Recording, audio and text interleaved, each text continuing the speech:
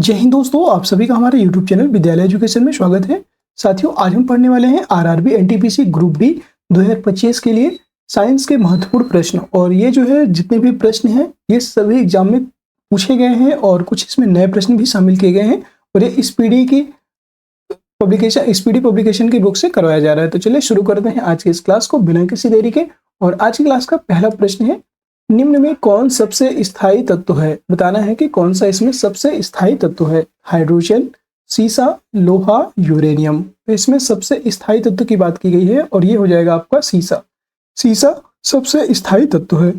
अगला क्वेश्चन है question number 2। Question number 2 है, अक्रिय गैसों की खोज किसने की थी?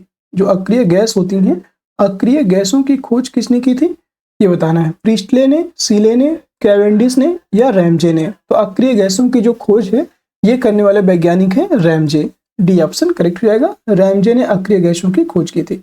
अगला प्रश्न है क्वेश्चन नंबर 3। क्वेश्चन नंबर 3 है, खाने को पकाते समय सर्वाधिक मात्रा में नष्ट होते हैं। अगर इसकी बात करें कि खाने को पकाते समय सबसे ज्यादा क्या नष्ट होता है, सर्वाधिक मात्रा में क्या नष्ट होते हैं? वसा, कार्बोहाइड्रेट, विटामिन या प्रोटीन? तो इसका राइट आंसर हो जाएगा विटामिन। जब आप भोजन को पकाते हैं तो उसमें विटामिन जो है नष्ट हो जाते हैं। बी ऑप्शन करेक्ट हो जाएगा। नेक्स्ट है क्वेश्चन नंबर 4। क्वेश्चन नंबर 4 की बात करेंगे, पीले फास्फोरस को रखा जाता है कैरोसिन में, जल में, पेट्रोल में या हवा में? पीले फास्फोरस की बात करेंगे, पीले फास्फोरस को हम लोग जल में रखते हैं। बी ऑप्शन करेक्ट हो जाएगा। और कैरोसिन में क्या रखते हैं? सोडियम को कैरोसिन ऑयल में रखा जाता है। क्वेश्चन नंबर 5, कौन सी गैस चांदी की सतह को काला कर देती है? ओजोन, कार्बन डाइऑक्साइड, ऑक्सीजन या हाइड्रोजन? बताना है इनमें कि जो चांदी होती है, चांदी आपने देखा होगा, उसको ब्लैक कौन कर देता है या उसकी सतह को काला कौन कर देता है? तो याद रखिएगा यह है ओजोन। ओजोन जो गैस होती है यह चांदी की सतह को काला कर देती है। ये ऑप्शन राइट हो जाएगा।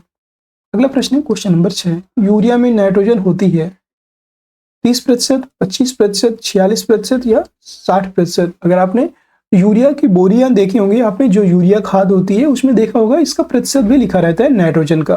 तो यूरिया में नाइट्रोजन की जो प्रतिशत है यह रहता है 46%। सी ऑप्शन करेक्ट हो जाएगा। यूरिया में क्या क्या रहता है? NPK, नाइट्रोजन, फास्फोरस और पोटेशियम, ये 3 पोषक तत्व यूरिया में उपस्थित होते हैं।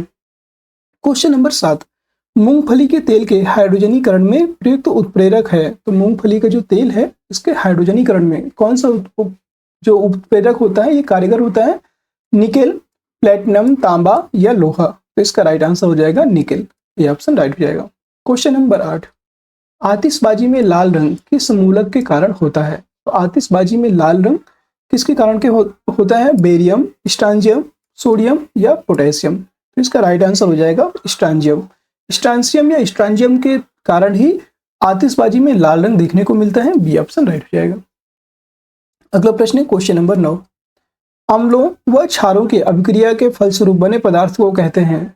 अम्ल, लवण, क्षार या अल्कोहल? तो अम्ल व क्षारों की अभिक्रिया के फलस्वरूप जो बने पदार्थ होते हैं उसको क्या कहते हैं? लवण कहते हैं। बी ऑप्शन करेक्ट हो जाएगा। जैसे अम्ल व क्षारों की अभिक्रिया के फलस्वरूप बने पदार्थ को लवण कहते हैं। बी ऑप्शन राइट हो जाएगा। अगला प्रश्न है question number 10।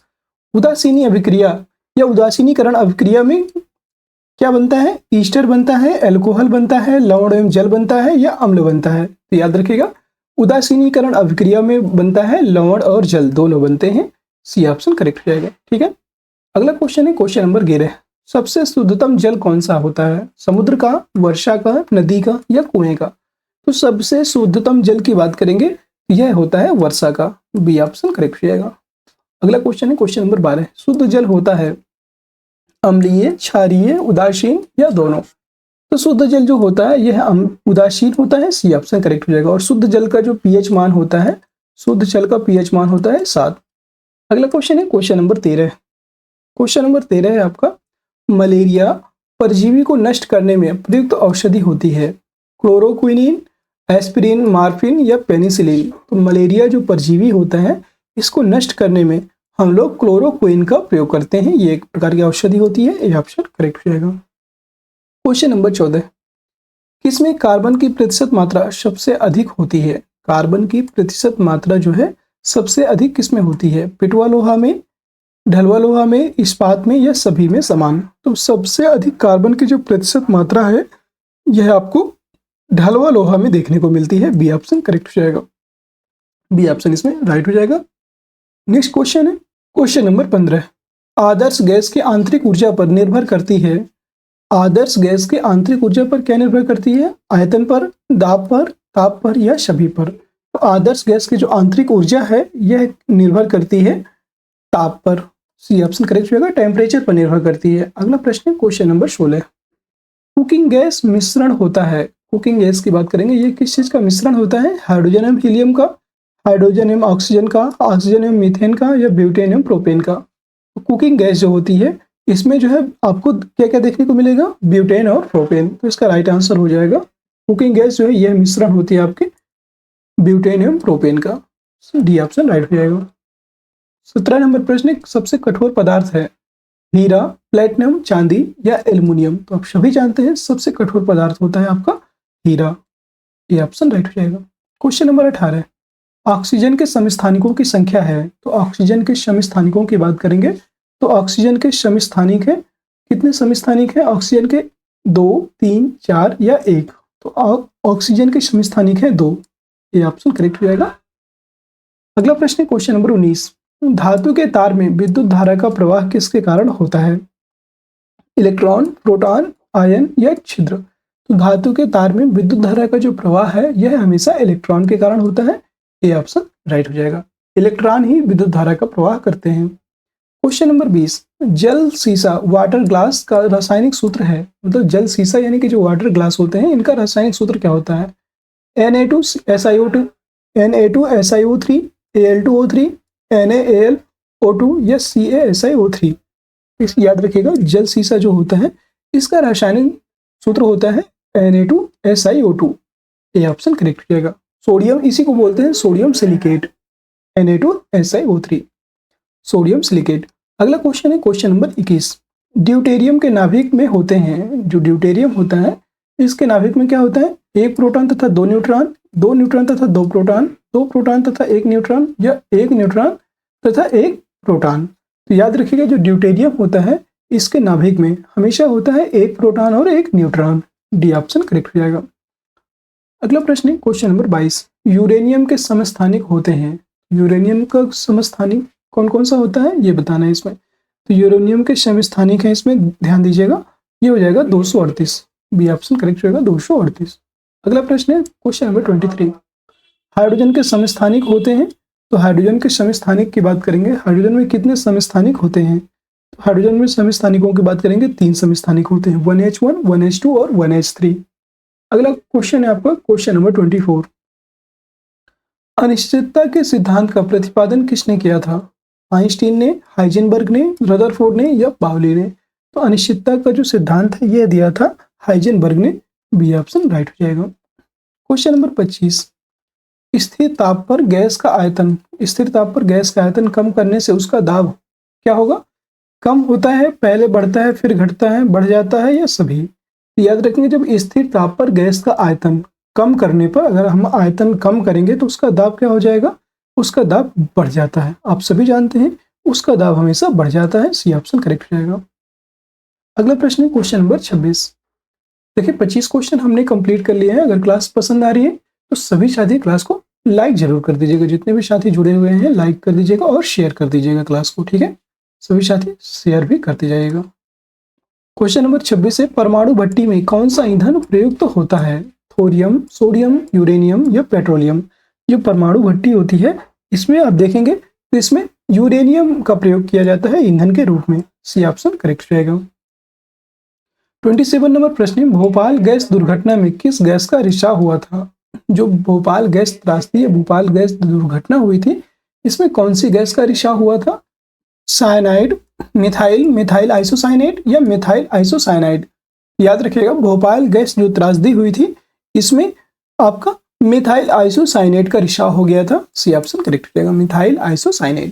Question number question number 28 है, सिंदूर का रासायनिक नाम है calcium carbonate, mercuric sulphide, potassium nitrate या सोडियम क्लोराइड? तो याद रखिएगा सिंदूर का जो रासायनिक नाम होता है ये होता है मर्क्यूरिक सल्फाइड।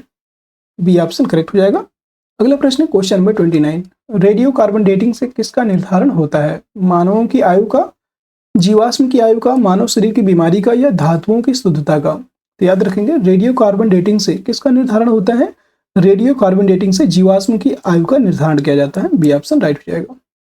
अगला प्रश्न क्वेश्चन नंबर 30।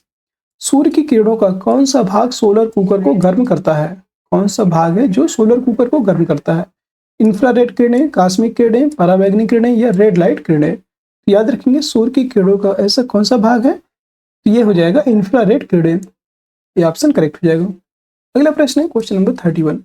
ताप के केल्विन स्केल में जल का क्वथनांक होता है। ताप का जो केल्विन स्केल है इसमें जल का क्वथनांक कितना होता है? 100 केल्विन, 273 केल्विन, 373 केल्विन या 212 केल्विन? याद रखेंगे ताप का जो केल्विन स्केल है इसमें जल का क्वथनांक माना जाता है 373 degree Kelvin. C option correct हो जाएगा। 32 नंबर क्वेश्चन है, निम्न में से कौन सबसे कठोरतम धातु है? सोना, लोहा, प्लैटिनम या टंगस्टन? इनमें बताना है कि कौन सी सबसे कठोर धातु है। तो याद रखिएगा इसका राइट आंसर हो जाएगा प्लैटिनम। इन सभी में सबसे कठोर है प्लैटिनम। सी ऑप्शन करेक्ट हो जाएगा। 33 नंबर प्रश्न, निम्न हैलोजनों में सबसे अधिक अभिक्रियाशील है फ्लोरीन, क्लोरीन, ब्रोमीन या आयोडीन? सबसे अधिक अभिक्रियाशील धातु की बात करेंगे इनमें, तो इन सभी में सबसे अभिक्रियाशील धातु हो जाएगी फ्लोरीन।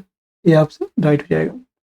क्वेश्चन नंबर 34 है, बॉक्साइट का रासायनिक नाम क्या है? Aluminium oxide, aluminium chloride, aluminium phosphide या हाइड्रेटेड एल्युमिनियम ऑक्साइड?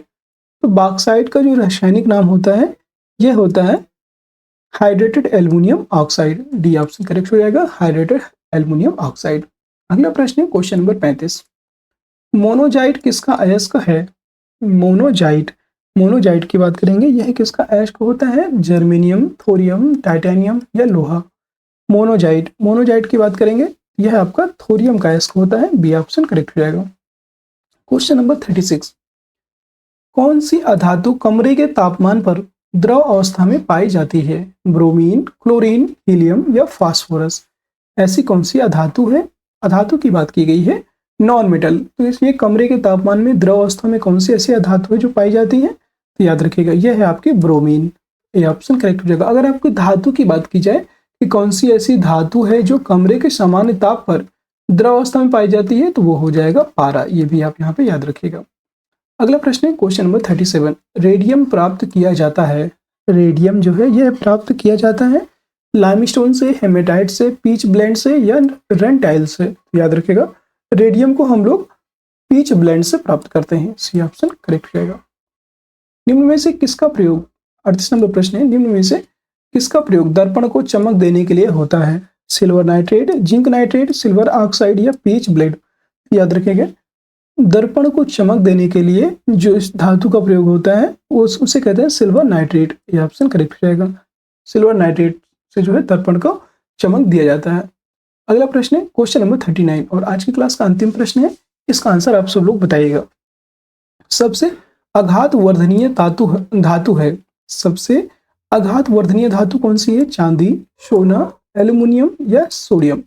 क्या होगा इसका राइट आंसर? कमेंट बॉक्स में कमेंट करके बताइएगा और आंसर जरूर दीजिएगा। सभी साथी क्लास को एक बार लाइक कर दीजिए, जितने भी साथी हैं देख रहे हैं और जो भी पहले देख रहे हैं बाद में देख रहे हैं सभी को लाइक करना है, शेयर जरूर कर दीजिएगा सभी साथी। और चैनल में नए हैं तो चैनल को सब्सक्राइब भी जरूर कर लीजिएगा ताकि आगे आने वाली सारी वीडियोज की नोटिफिकेशन आप सभी को प्राप्त होती रहे। और कम से कम इस वीडियो में 100 लाइक्स तो करना ही है आपको, ताकि हम और लोगों तक ज़्यादा से ज़्यादा लोगों तक पहुँच पाएँ और आप लोगों को ये तैयारी कंटिन्यू रख पाएँ। ठीक है, डेली हम लोग 35-40 क्वेश्चन डेली लेकर के आएंगे साइंस के, और अब जीएस के भी हम लोग इकट्ठा कर रहे हैं, जीएस के भी क्वेश्चन स्टार्ट कर देंगे ताकि आपका साइंस और जीएस वाला पोर्शन पूरा कंप्लीट हो जाए। ठीक है, तो फिर मिलते हैं किसी नेक्स्ट वीडियो में, तब तक के लिए जय हिंद, जय भारत।